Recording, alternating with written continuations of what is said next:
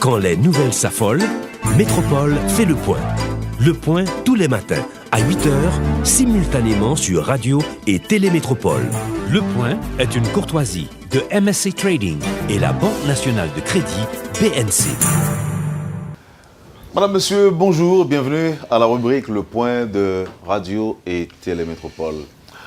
Merci de votre fidélité et aussi de l'intérêt. Nous abordons ce matin un chapitre plutôt étranger. On ne va pas débattre de l'actualité comme on le fait souvent à cette rubrique. On va parler de la situation en Corée du Nord et aux États-Unis avec cette escalade de propos, de menaces, d'échanges entre les dirigeants de ces deux pays, Kim Jong-un et Donald Trump, avec une question importante, à savoir, est-ce qu'il y aura une guerre nucléaire? Est-ce que les menaces sont réelles? Avec nos invités, Dali Vallet et Kurdi Larèche, on va essayer de mieux cerner, de mieux comprendre la situation qui engage en quelque sorte ces deux pays. Est-ce que nous sommes concernés? Si oui, quelles précautions à prendre? Ou est-ce qu'on n'est pas du tout concerné? C'est ce que l'on va essayer de savoir. De toute façon, on en parle. C'est un point qui domine l'actualité internationale aujourd'hui. Pourquoi ne pas en parler à la rubrique Le Point de Métropole?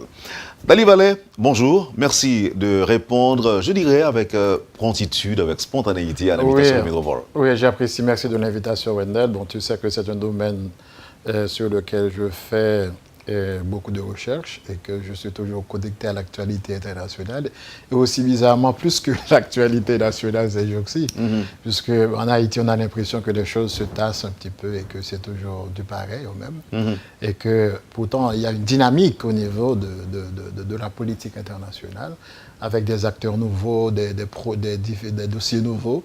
Donc j'ai un intérêt certain à ce genre de dossier, donc c'est pourquoi j'ai répondu avec promptitude à ton invitation. Je vous dis encore merci au nom du public de Métropole. Kurdi Larèche, vous êtes, je dirais, un diplomate de carrière, je peux le dire, même si encore vous êtes appelé à travailler, à connaître de nombreuses années, puisqu'en général en Haïti, quand on dit c'est un journaliste de carrière ou c'est un diplomate de carrière, ça veut dire qu'il part à la retraite. Qu'il part à la retraite. Donc ce n'est pas le cas. Merci d'avoir accepté d'être sur le panel avec nous, sur le plateau ce matin, avec nous pour débattre de cette question. Une question qui apparemment fait peur ou qui stresse, n'est-ce pas, Dali? Oui, ça c'est stressant. C'est le cas de le dire. Alors, monsieur Larèche. Bonjour Wendell et Dali, et bonjour aussi à toute l'équipe de Télé Radio Métropole. Je crois que nous n'avons pas trop de raison à avoir peur. Parce que nous ne sommes pas en guerre, en tout cas jusqu'à présent. Et d'autant plus que nous ne sommes pas un des 50 États des États-Unis. Donc, bien que nous soyons les meilleurs amis pour les États-Unis, parce qu'il y a une forte communauté haïtienne aux États-Unis, etc. Mais je crois qu'il faut garder le calme. Il faut garder le calme et regarder les choses aussi avec un regard scientifique et analytique pour voir exactement dans quelle direction le monde va. C'est plutôt rassurant à vous entendre parler, professeur Larèche, mais les Haïtiens qui sont aux États-Unis, à New York, peut-être qu'il n'y en a pas beaucoup à Guam, mais à Miami, on en a pas mal. À New York. À New York, surtout. Je crois que l'État de New York est l'un des États menacés par Kim Jong-un. Tout à fait. Donc, il y a de quoi s'inquiéter quand même. Écoutez, moi, je crois que la crise qui existe entre la Corée du Nord et les États-Unis date de plusieurs dizaines d'années. Il faut aller plus loin pour comprendre ce qui se passe aujourd'hui. Je ne vois pas en quoi cela servirait les causes, ou du moins la cause américaine, de lancer une guerre nucléaire avec la Corée du Nord aujourd'hui. Si on prend en compte, quand la France voulait aussi avoir l'arme nucléaire, les États-Unis avaient réagi de la même façon. À chaque fois qu'un État essaye d'entrer dans le concert des nations avec un pouvoir de dissuasion, ceux qui ont déjà ce pouvoir ont toujours tendance à le garder et à empêcher aux autres de l'avoir. Et c'est exactement la même réaction que les États-Unis ont aujourd'hui. Et vous regardez, malgré que la Chine soit un allié sûr de la Corée du Nord, la Chine a quand même appliqué des sanctions assez dures contre la Corée du Nord.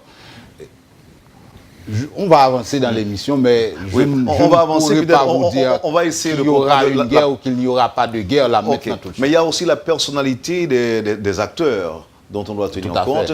On en parlera. Mais Dali Valère, dites-nous, à votre avis, il n'y a pas de quoi s'inquiéter non plus, puisqu'on ne fait pas partie des États américains, il n'y a pas de quoi s'inquiéter? Moi, je pense que c'est une façon un petit peu très réductrice de dire que, étant donné que nous ne sommes pas un État, l'un des États américains, il n'y a pas de raison d'avoir peur.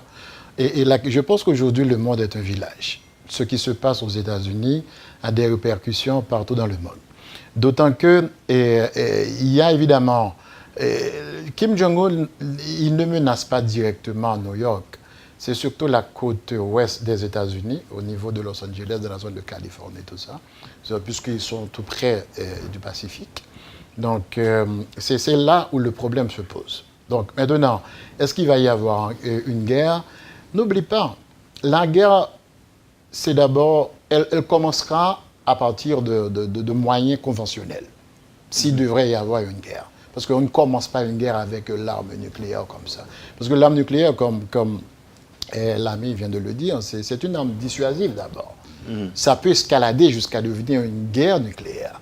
Et n'oublie pas ce qui s'est passé au Japon durant la Deuxième Guerre mondiale. C'est justement pour amener les Japonais à se rendre, à se soumettre, qui a provoqué l'utilisation de l'arme atomique pour la première fois.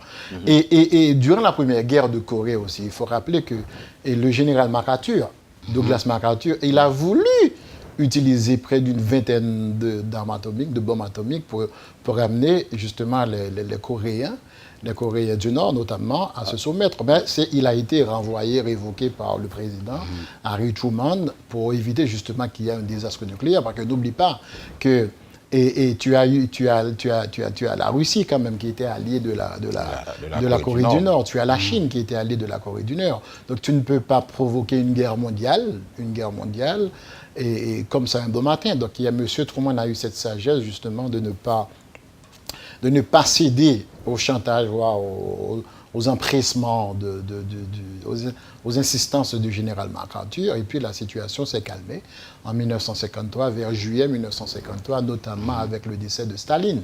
Oui. Parce que Staline jouait un rôle important. Mais il n'y avait pas encore de Pearl Harbor jusque-là.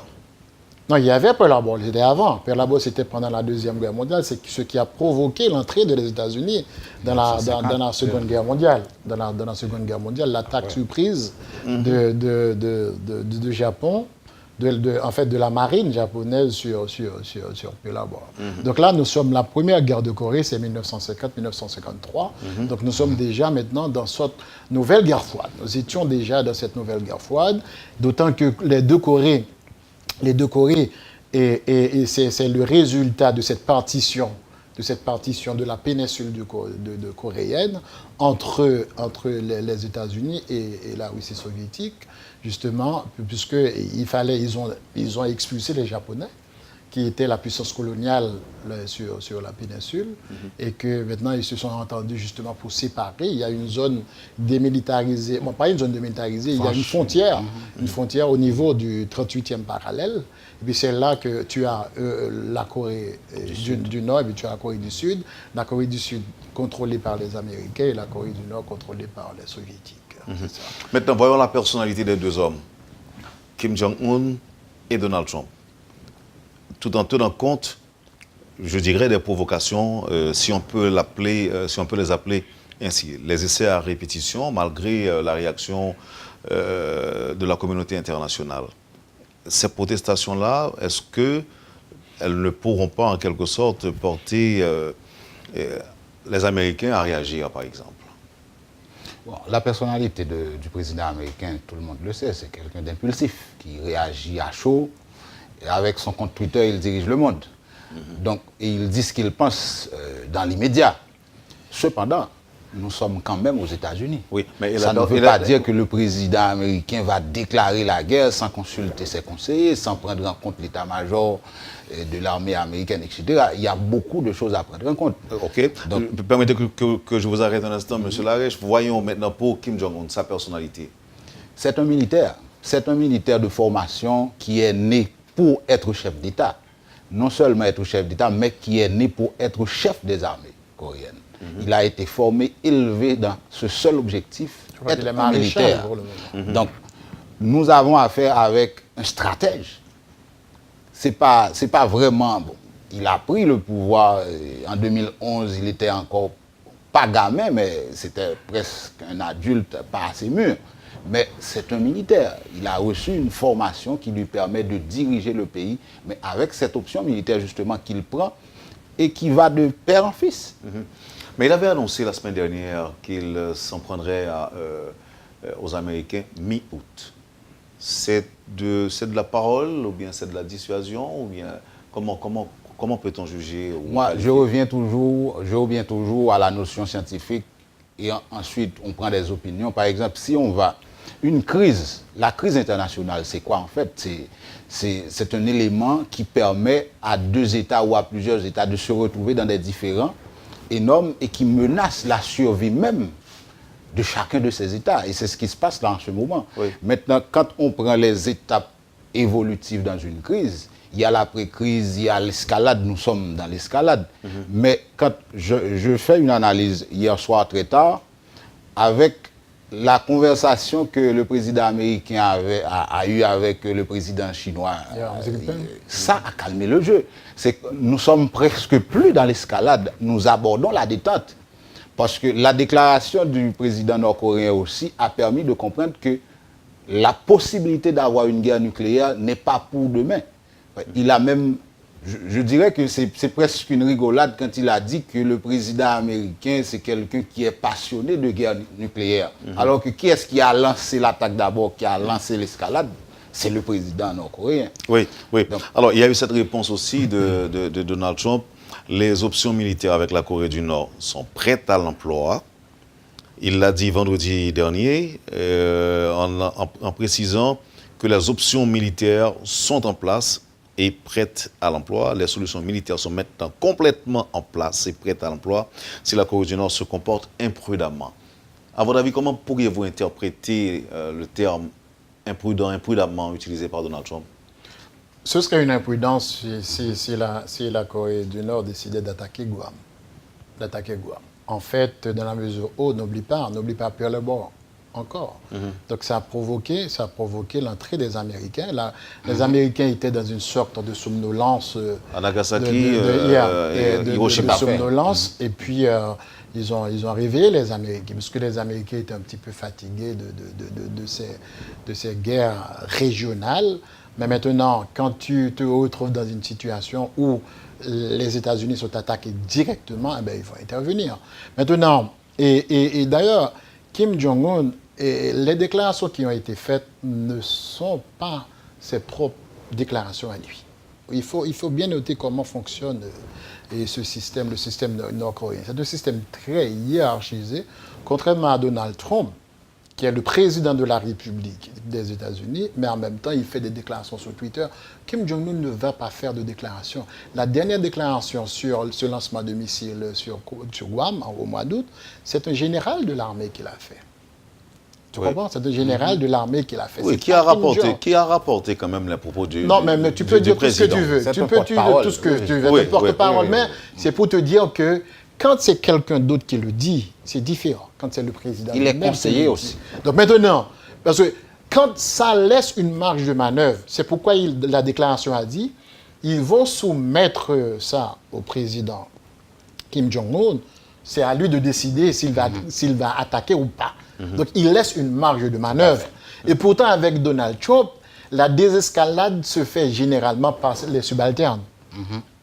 Tu comprends? Donc, il fait des déclarations, il fait monter les enchères d'abord, et ensuite, les généraux, les ministres, ils essaient de désescalader les choses, contrairement à la Corée du Nord. Donc, moi, je pense que ce serait une attaque suicide. En fait, il y a toute une série d'événements comme ça dans l'histoire de l'humanité, des actes gratuits, des actes gratuits qui déclenchent des guerres, des fins de règne, et je pense que les Nord-Coréens, ils savent pertinemment que s'ils décidaient d'attaquer, Guam, ce serait la fin de leur régime. Moi, je pense que c'est une façon pour eux, justement, de créer aussi, de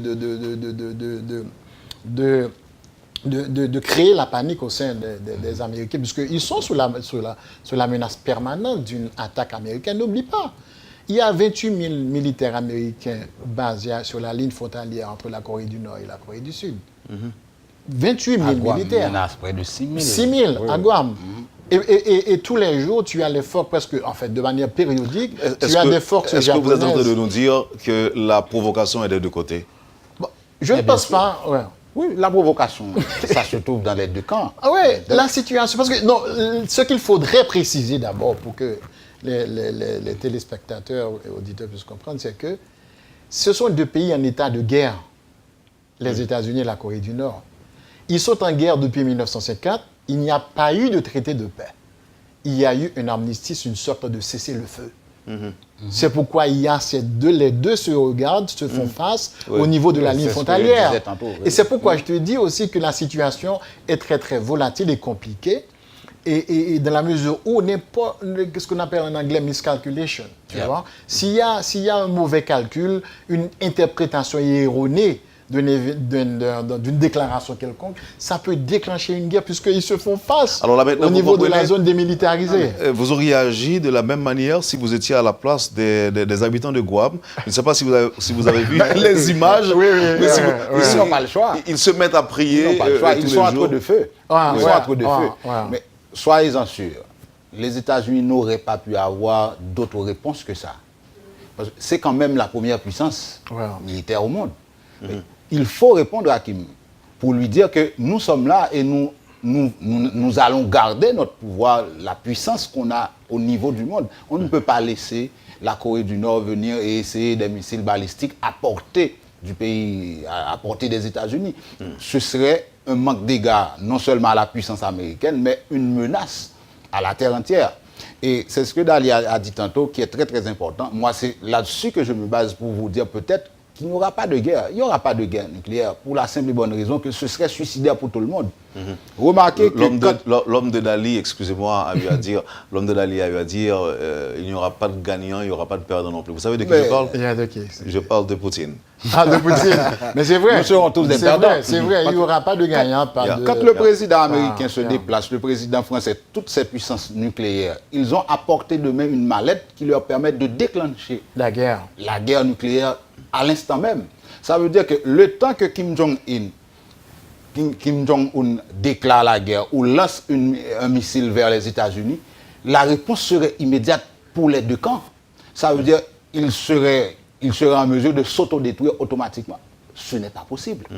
Comment va-t-on mener une guerre qui ne va mener à aucune victoire? Peut-être les auditeurs vont rire de ce que je vais dire là maintenant. On serait détruits aussi, nous autres ici, là où nous qui ne sommes pas en guerre. Non, en fait, là où Haïti a failli être détruit, c'est la radiation aussi qu'il faut. C'est la radiation, il faut aussi le changement climatique. Oui. Puisqu'il y a des études scientifiques qui ont prouvé, il y a des experts climatiques qui ont prouvé, s'il y a une guerre entre les États-Unis et la Corée du Nord, ça va faire baisser la température de 10 degrés. Donc, si tu es à 0 degrés Celsius, tu serais à moins 10. Tout à fait. Tu comprends ce que ça veut dire? Donc, les conséquences dans les années à venir, on et ne les peut pas les savoir conséquences aussi maintenant.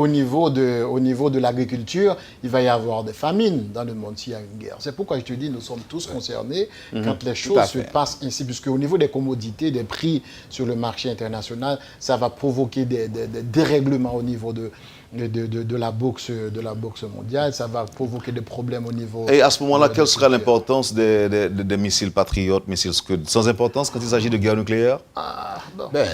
Mais oui, ça a beaucoup d'importance. D'ailleurs, le Japon a déjà mis toute la disposition pour... Ces dispositifs sont là pour dire, voilà, on vient de lancer un missile dans ma direction et à un certain moment, je peux dévier, je peux faire dévier la trajectoire automatiquement, mais je ne pourrai pas dévier 100 missiles en même temps, par exemple. Je ne pourrai pas dévier 50 missiles en même temps. Et ensuite, il peut y avoir beaucoup de choses qui permettent aux Nord-Coréens et aux Américains de tromper l'un l'autre. Donc, maintenant, je pense que vous lancez vers New York et je lance en même temps vers Miami. Comment allez-vous faire pour les... En fait, tu sais pourquoi les Américains les Américains sont très réticents jusque-là à intervenir. Parce que la dernière fois où les Américains ont failli intervenir, c'était sous Bill Clinton en 1996. Tu vois. Et aussi, même quand la Corée a fait effectué son premier test nucléaire en 2006, les Américains ont été déstabilisés. Mais le problème qu'il y a avec les missiles, et les systèmes de défense antimissiles, voici le problème. Et ce qu'on appelle en anglais accuracy, ça veut dire que la précision n'est pas garantie en tout temps.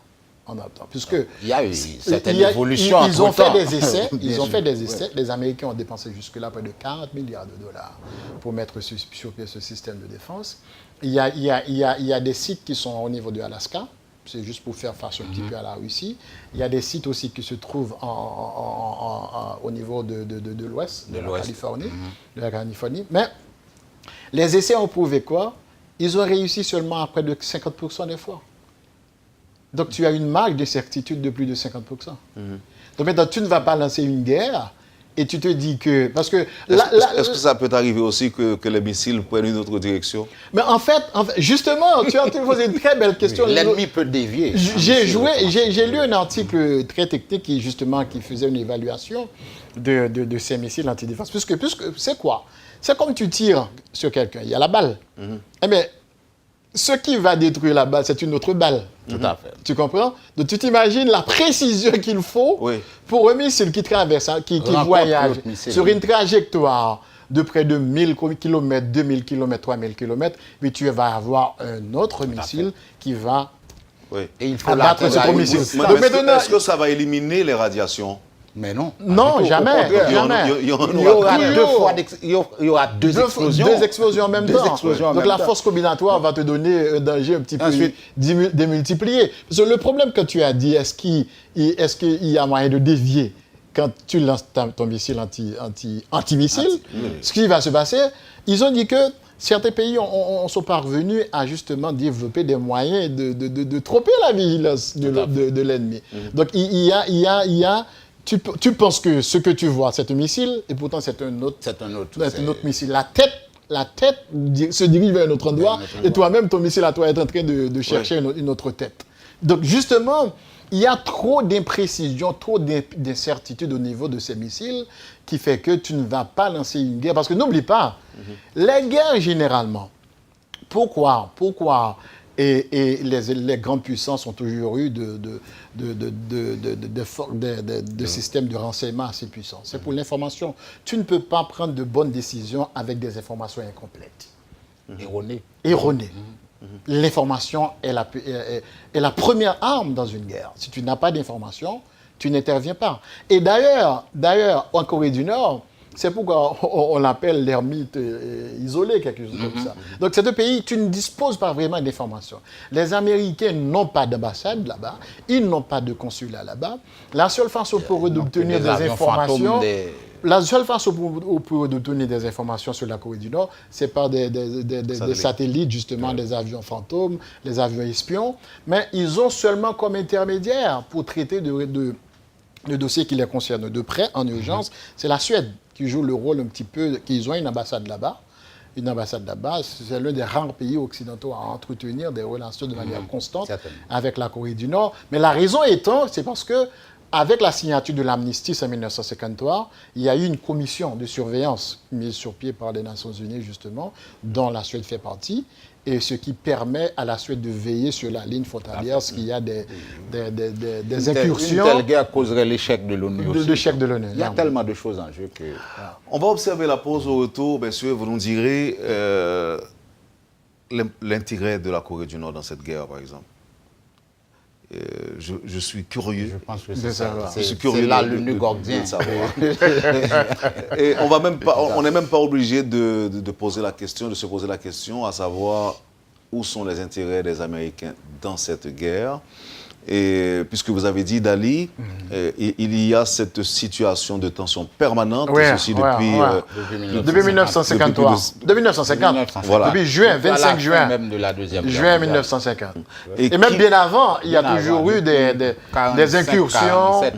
En fait, avant la première guerre de Corée, il y a eu près de 100 000 morts déjà, avant la Première Guerre. De 100 000 morts, justement, dans des confrontations entre les deux Corées. Cela prouve que c'est des gens qui n'ont pas peur de mourir. On va observer la pause, messieurs, et puis on verra tout ça après. Vous suivez, mesdames et messieurs, la rubrique Le Point de Radio et Télémétropole. Dali Vallet et Kurdi Larèche sont les invités de la rubrique Le Point de ce matin. Merci de l'intérêt. À tout de suite. Le Point est une courtoisie de MSC Trading et la Banque nationale de crédit BNC. Merci, madame, monsieur, de votre patience et de l'intérêt. Avec nous aujourd'hui, à la rubrique Le Point de Métropole, Kurdi Larèche et Dali Vallet pour commenter l'actualité, la crise entre les États-Unis et la Corée du Nord. Avec cette question lancée avant la pause, est-ce que la Corée a intérêt à engager une guerre nucléaire avec les États-Unis ou encore à engager une guerre engager une guerre tout simplement? Vous avez la réponse, Dali? Moi, je pense que nul n'a intérêt à déclencher une guerre.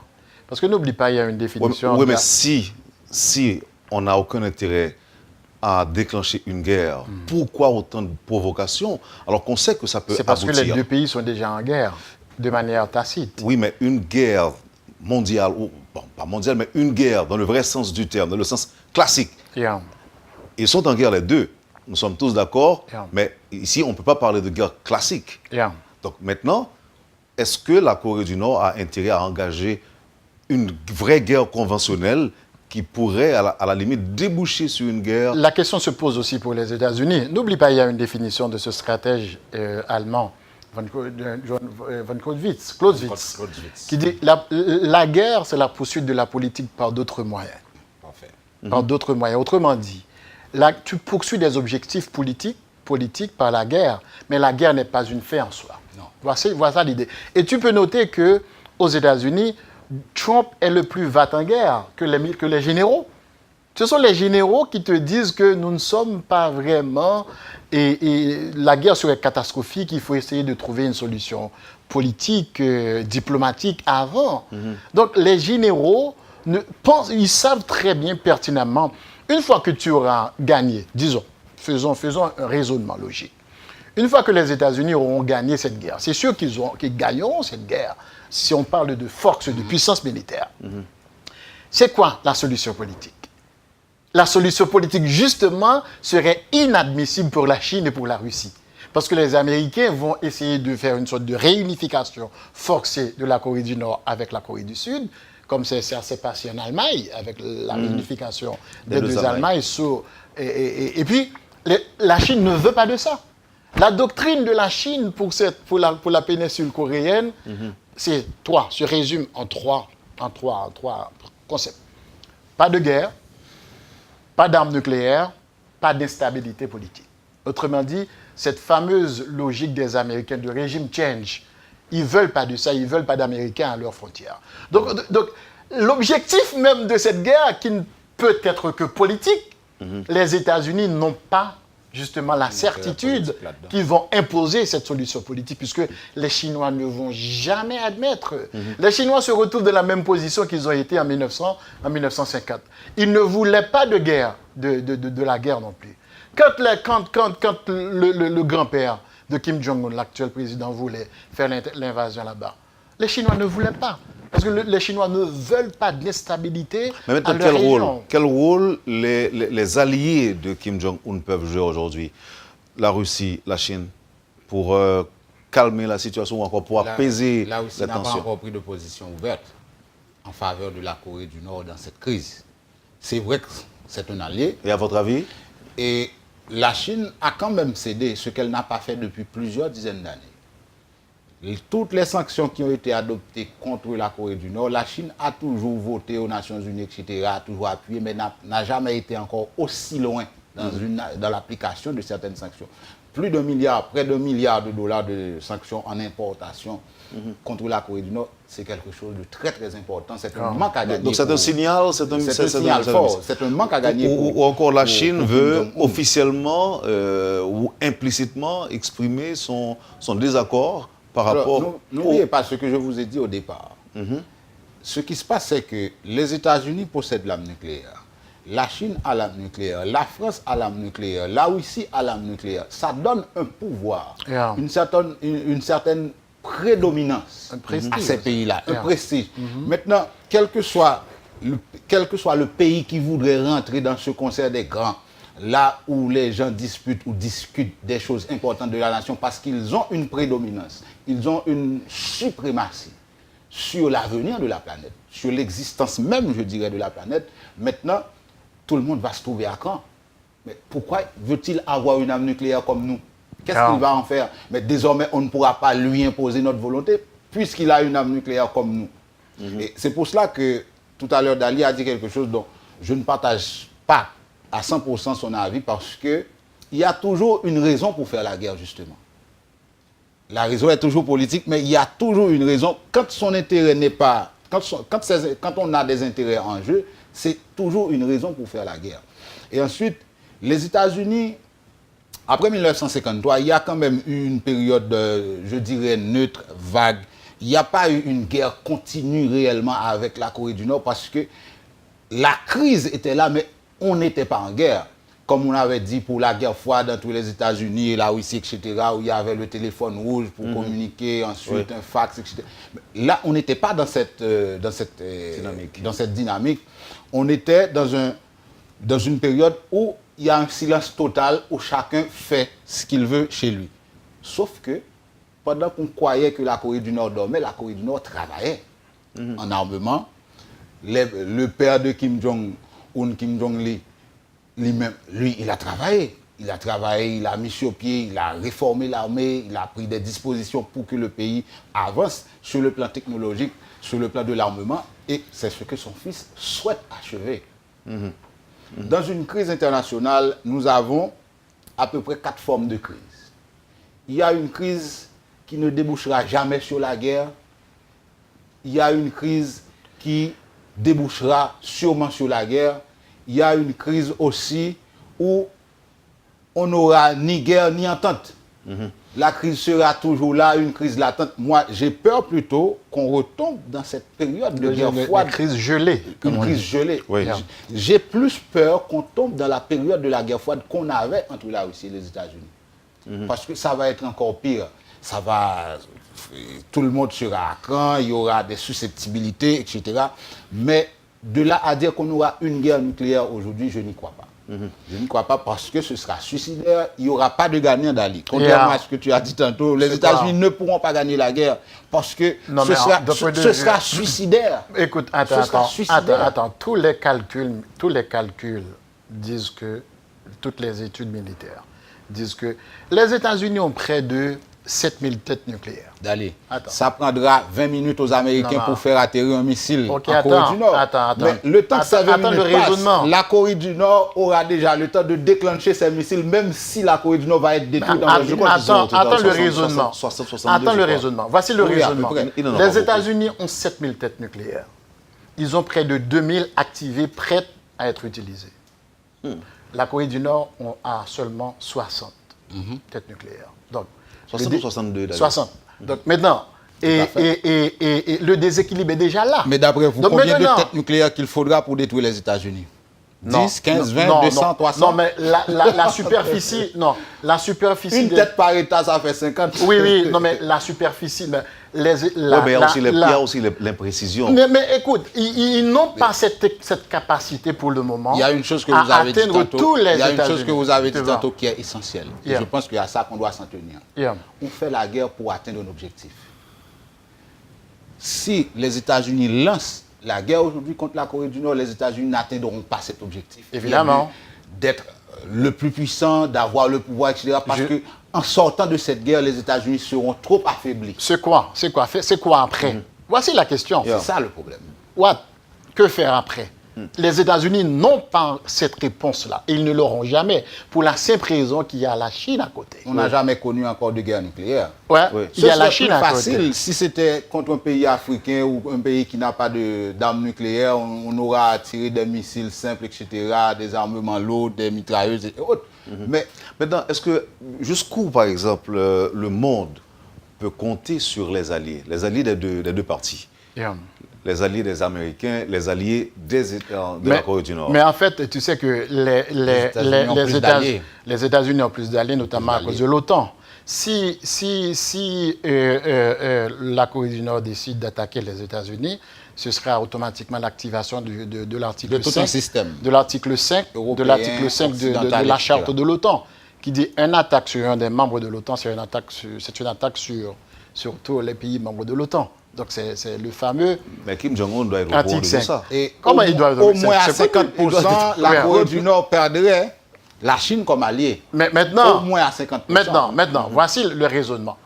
Est-ce qu'il y a une entente? Est-ce qu'il y a un pacte? Est-ce que la Corée du Nord est liée par un pacte militaire avec des alliés? Non, seulement avec la Chine qui a un accord d'entente, d'amitié signé en 1961. Mais là encore, il y a des clauses spécifiques qui disent que, donc si la Chine, remarquez, l'autre jour, il y a eu l'éditorial de Global Times, ce journal semi-officiel de l'État chinois, qui a bien explicité la position de la Chine. Si la Corée du Nord décide d'attaquer les États-Unis en premier, les Chinois vont rester neutres. Mais si les Américains décident d'attaquer la Corée du Nord pour intervenir en Corée du Nord et changer justement l'équilibre politique interne du pays et installer un régime pro-américain en Corée du Nord, ils vont intervenir pour stopper les Américains. Ce qu'ils avaient fait justement en 1950.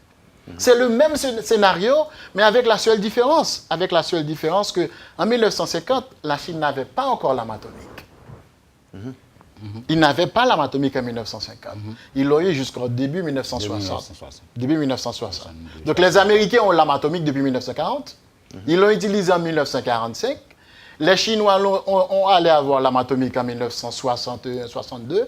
Et les Soviétiques l'ont eu en 1958. Vous voyez comment la situation est compliquée. Donc l'arme atomique est venue un petit peu et changer la donne. De point de vue, je dirais, de la planification stratégique. Donc c'est pourquoi tu te retrouves dans une situation où les Américains, ils ne peuvent pas aller comme ça en Corée du Nord, sinon ils l'auraient déjà fait. Ils ne peuvent pas aller comme ça en Corée du Nord et penser qu'ils vont changer la réalité politique. C'est pourquoi je te dis que même s'ils voulaient faire la guerre, l'autre équation à résoudre, justement, c'est la dimension politique. Quel sera le résultat? Quel sera le résultat? OK. Si je dois comprendre, c'est qu'on n'a pas trop à s'inquiéter, même si on a un président américain qui fait de son mieux pour inquiéter. Écoutez, moi je dirais le contraire. Il fait de son mieux pour assurer son peuple. Parce que l'on veuille ou non, les Américains aiment avoir un président protecteur. Ça, c'est notre affaire que l'on ne se sente pas protégé, mais eux, ils veulent se sentir protégés. Oui. Donc, écoutez, je crois que... Est-ce que les Coréens pourraient dire la même chose de leur président? Évidemment. Qu'ils voient en Kim Jong-un un protecteur. Kim Jong-un aujourd'hui est plus aimé. En fait, n'oublie pas, Kim Jong-un a fait plus de progrès techniques dans le petit laps de temps qu'il est au pouvoir que son grand-père. Oui. Évidemment, il a hérité de tout un savoir scientifique, Mais le curieux de cette histoire, c'est que aujourd'hui, on dit que les Chinois ne voudront pas de telles choses. Mais les Russes, les Chinois ont été, les Coréens du Nord ont été vers les Chinois pour obtenir leur assistance dans leur programme nucléaire. Mais les Chinois n'ont jamais voulu, comme Larry vient de le dire. Donc c'est un instrument important d'être parmi le petit club de détenteurs d'armes nucléaires. Vous savez pourquoi ils n'ont pas voulu? Ils ne voulaient pas justement cette concurrence. Le pouvoir, la connaissance. Et d'ailleurs, remarquez quelque chose aussi. Ils ont été aidés par qui? La Russie. Par la Russie soviétique d'abord. Mais en fait, les Russes, ce qu'ils ont fait, ils ont donné une sorte, ça y est, en créole là, ils ont la maillotte. Ils ont un réacteur d'abord, un réacteur. Ils ont un réacteur en 62. Mais après ça, ils ne se sont pas fait rien encore. Ce sont justement de manière autochtone, ils ont développé leur savoir de manière interne, et ce qui allait favoriser justement le développement rapide, l'espionnage militaire, mais aussi les fondements de la Russie soviétique. C'est les fondements de la Russie soviétique qui a permis à la Corée du Nord d'avoir la bombe atomique. Tu sais pourquoi? Parce que justement les savants et soviétiques qui étaient en chômage avec cet effondrement de la Russie soviétique. Oui. Ils ont été embauchés par les Coréens. Par les Coréens, justement. C'est avec eux qu'ils ont développé leur savoir interne. Et c'est pourquoi aujourd'hui, tout le monde est impressionné. Il se dit, mais comment un pays sous sanction, avec un PIB de près de 14 000, 12 milliards de dollars, peut-il parvenir à faire ces progrès techniques? Il a aidé. Tu vois, donc il a été aidé justement par des savants. Avez-vous une explication au silence des Russes aujourd'hui? La Russie a assez de problèmes avec les États-Unis. Mais est-ce qu'ils sont silencieux? Est-ce qu'ils sont silencieux? Non, par rapport... Mais en fait, ils ont voté. Ils ont voté la résolution. Même par rapport à la Chine, par exemple. Non, mais ils ont voté la résolution. Ils ont voté la résolution. Pour les sanctions. Pour les sanctions. Ils ont voté les sanctions, mais on ne sait pas s'ils vont commencer à les mettre en pratique, comme c'est le cas pour la Chine, qui a fait cette annonce. Yeah. Oui, la diplomatie russe a toujours été une diplomatie beaucoup plus tactique, réaliste et pas du tout impulsive. La Russie prend toujours son temps pour analyser. C'est discret. Regardez les discours de Poutine, etc. Mais c'est un homme qui imprègne la prestance, un certain prestige d'État, qui ne veut pas réagir pour regretter son acte. Je me rappelle très bien ce qu'il avait dit à Sarkozy, quand il a été invité par Sarkozy. Je me rappelle. Soyons sérieux. Écoutez, si vous faites ça, vous savez ce qui vous attend. Oui, je vais te détruire. C'est aussi simple que ça. Quand on est fort, on n'a pas besoin de faire autant de bruit.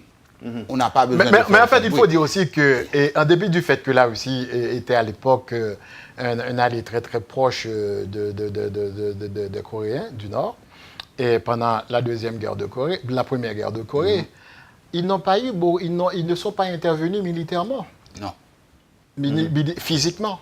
Ils ont donné de la couverture aérienne, ils leur ont fourni des armes, notamment à la Chine et à la Corée du Nord, justement pour faire une sorte, par procuration quelque part. Ils sont intervenus par procuration. Ce sont des alliés quand même. Ce sont des alliés. Mais maintenant ils ne vont pas mettre leur propre intérêt en jeu pour la Corée du Nord. Non, il ne faut pas faire ça. Non.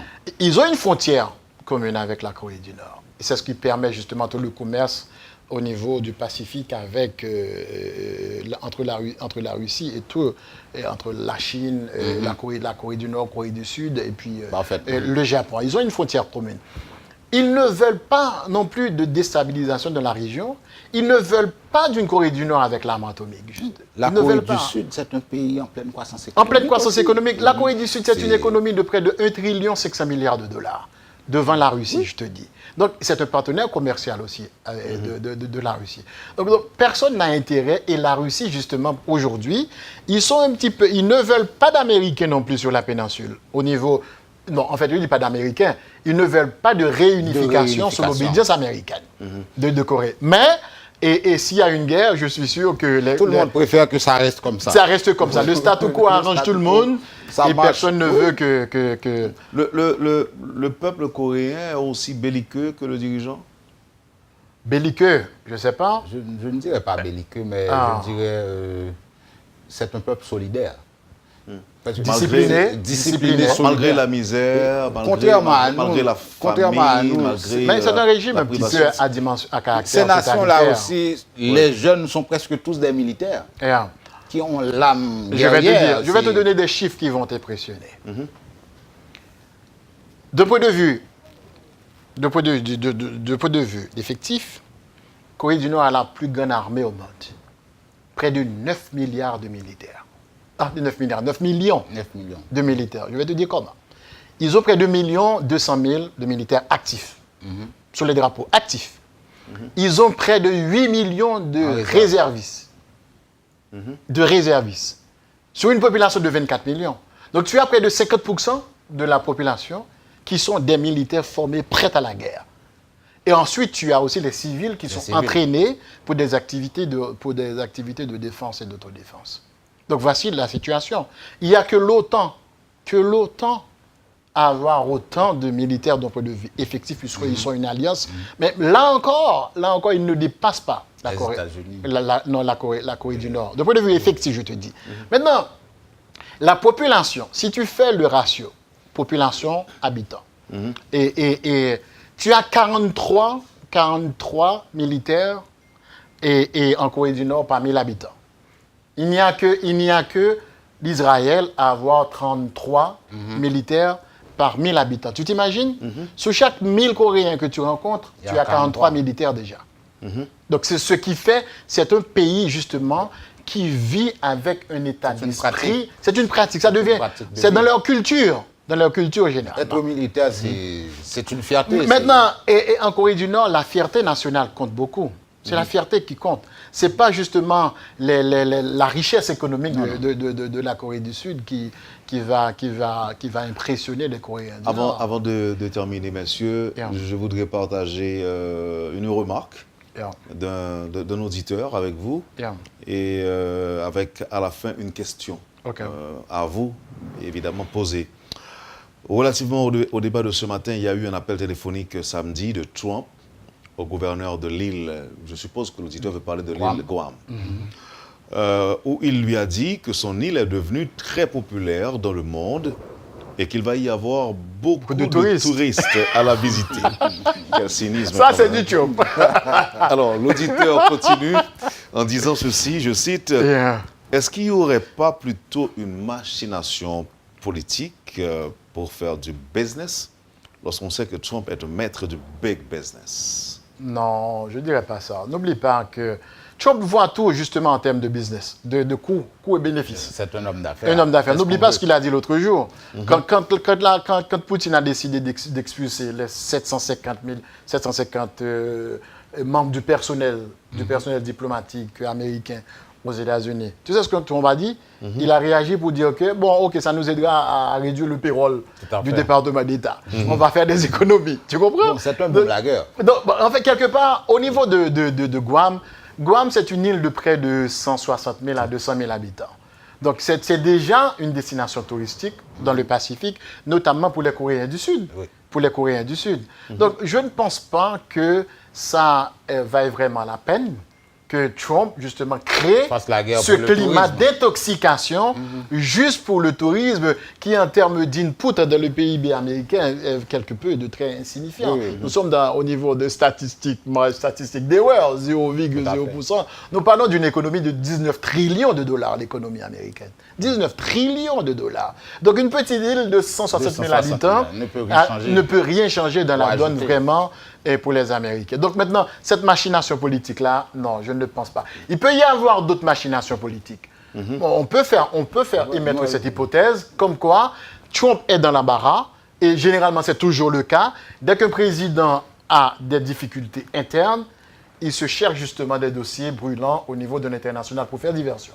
Moi, je parlerai peut-être de stratagème politique. Parce que l'on veut ou non, je me rappelle lors de la campagne électorale aux États-Unis, Mme Hillary Clinton avait dit la même chose face à la Russie. Si elle était le président, qu'elle allait empêcher à la Russie de faire XX. C'est toujours comme ça quand on est puissant. On n'a pas envie de laisser le petit grandir.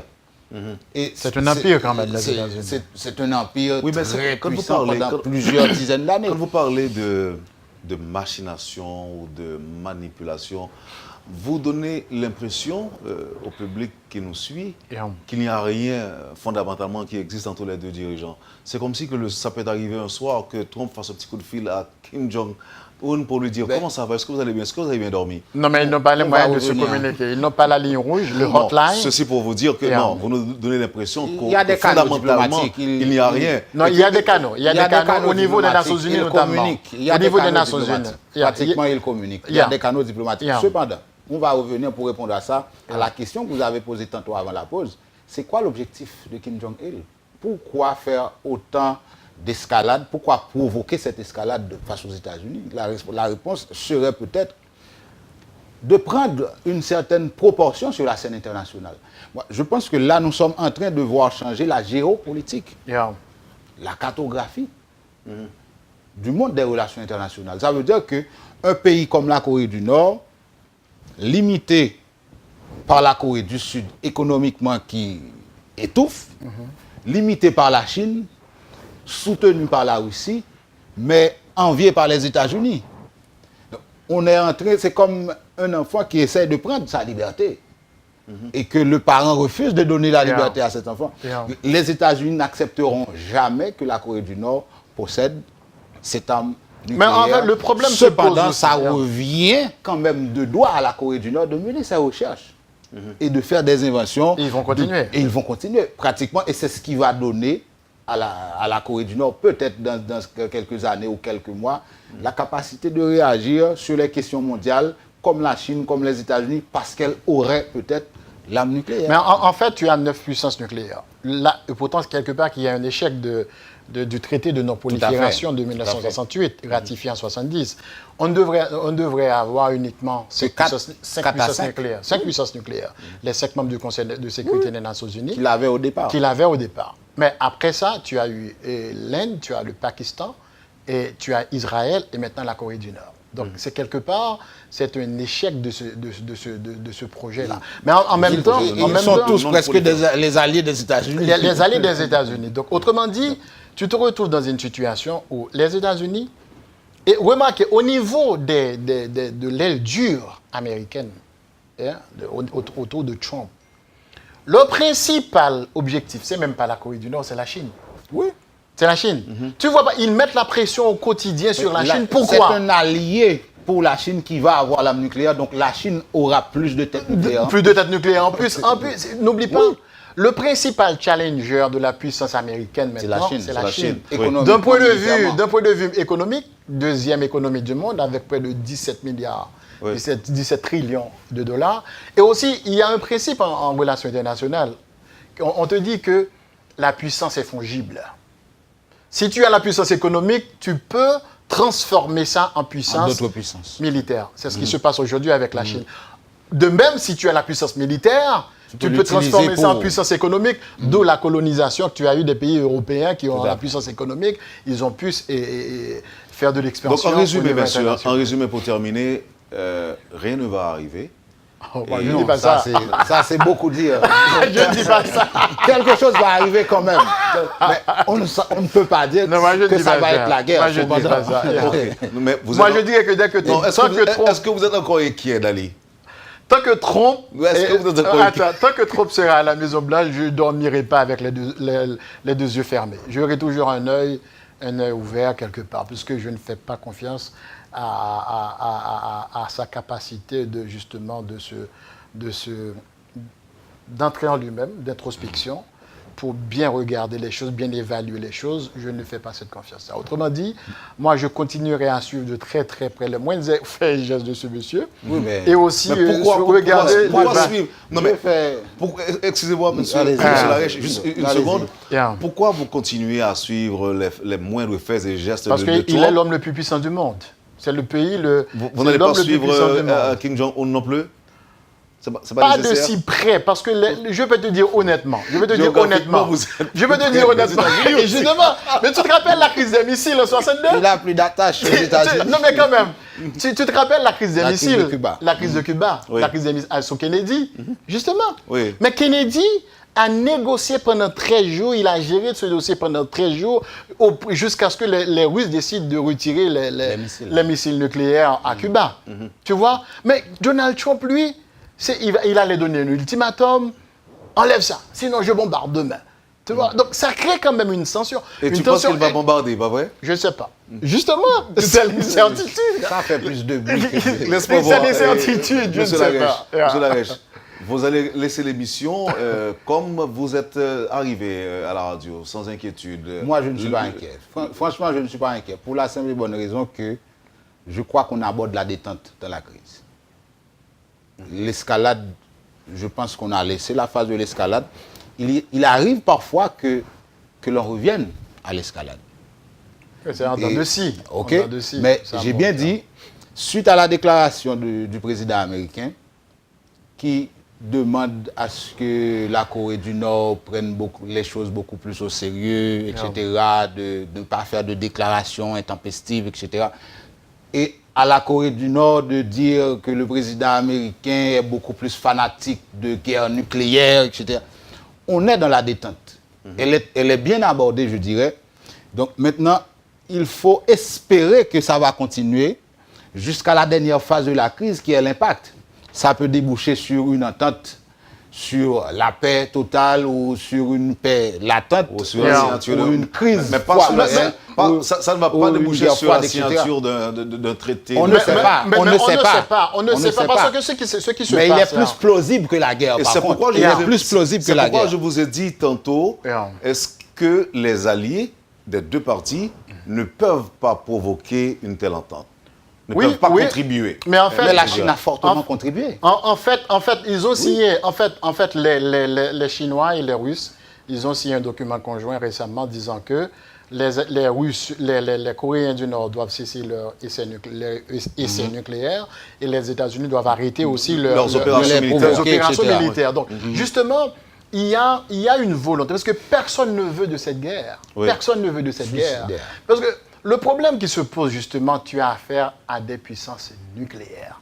Et ça va avoir des effets radioactifs à l'échelle, l'amplitude sera énorme. Donc maintenant, moi, je pense que ce que je souhaiterais, et ce que beaucoup d'experts américains, que j'ai lu leurs travaux, c'est les Américains vont devoir se réveiller un beau matin et se dire que, de même que quand Obama a décidé de normaliser les relations avec Cuba, après près de 50 ans, justement, de rupture au niveau des relations diplomatiques, les Américains vont se réveiller un beau matin et se dire, mais pourquoi continuer avec cette logique de confrontation, de guerre permanente? Ils vont finalement se décider à signer un traité de paix. Parce qu'il faut ce traité de paix. Oui, mais cette volonté doit être des deux côtés d'aller. Mais évidemment, oui. Mais de toutes les façons... Ce n'est pas aux Américains de le dire Non, mais comprenez bien. La Corée du Nord, pourquoi ils veulent de l'arme nucléaire? C'est parce que justement, ils se sont rendus compte que l'arme nucléaire a un effet dissuasif. Très efficace. C'est une arme de dissuasion. C'est comme ça qu'on l'appelle dans les relations. Les Américains, les Chinois te disent, les Coréens te disent, moi-même, les Américains posent comme condition pour reprendre les négociations là avec les 5, les négociations. Ils disent que sur la table, les Coréens du Nord doivent venir avec l'objectif principal de désarmement nucléaire. Les Coréens du Nord te disent non. Pas question d'aller dans les négociations. C'était le cas avec l'Iran aussi. C'était le cas avec l'Iran. Pas question d'aller avec les négociations. Ils ont continué leur programme. Mais pourquoi les Coréens du Nord ne vont plus, et les Américains le savent, ne vont plus abandonner leur arme nucléaire? Saddam Hussein l'a fait. Qu'est-ce qui s'est passé avec Saddam Hussein? Il a été pendu. Kadhafi l'a fait. Qu'est-ce qui s'est passé avec Kadhafi après? Il a été assassiné avec la complicité des Occidentaux. Donc autrement dit, tu te retrouves dans une situation, côté Kim Jong-un, il dit que ceux-là qui ont accepté de signer des ententes, ou du moins d'abandonner leur programme nucléaire, ils ont été finalement Ils ont accepté la domination américaine. Domination américaine. Avec l'Iran, finalement, après des années de négociations, avec Barack Obama, ils ont pu finalement signer un accord, justement, qui prévoit... Ce n'est que partie remise. Mais maintenant, qu'est-ce qui se passe? Trump est en train de remettre en question l'accord trouvé avec l'Iran. Donc, si Trump remet l'accord avec l'Iran en question, mais pourquoi la Corée du Nord devrait aller signer une entente de désarmement avec les États-Unis? Je comprends pourquoi vous n'êtes pas tranquille. Pourquoi? Mais justement. Merci. Et les amis, un dernier mot de M. Larèche. Bon, moi, je dirais à tout le monde de garder le calme, espérant que l'on va continuer dans cette phase qui a été abordée hier, je dirais, pendant la nuit, pendant la journée. Pendant la journée d'hier ou la nuit pour ceux qui sont en Europe. Donc, la détente est abordée.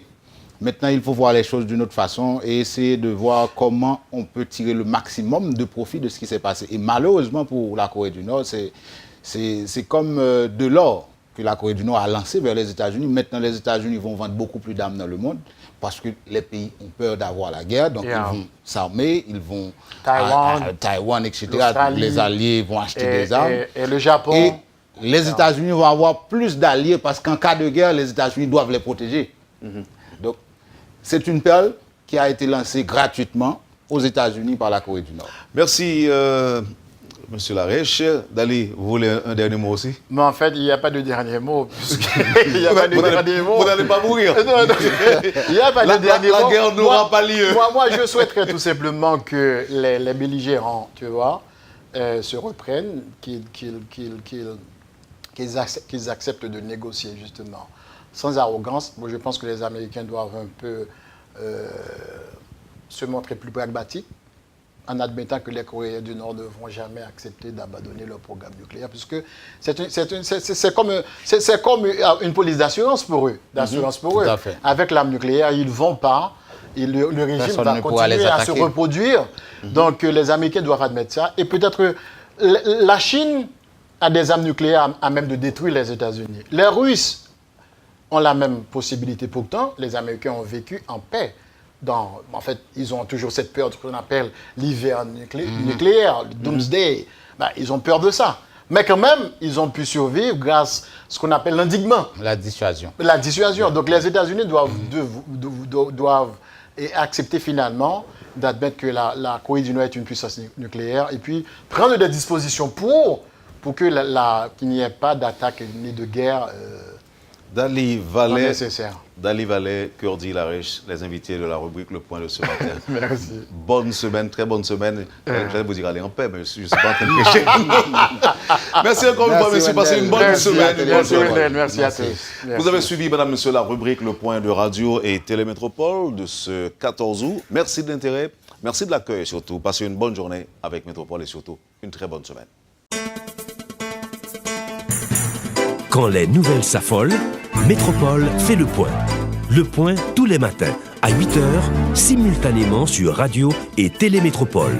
Le point est une courtoisie de MSC Trading et la Banque nationale de crédit BNC.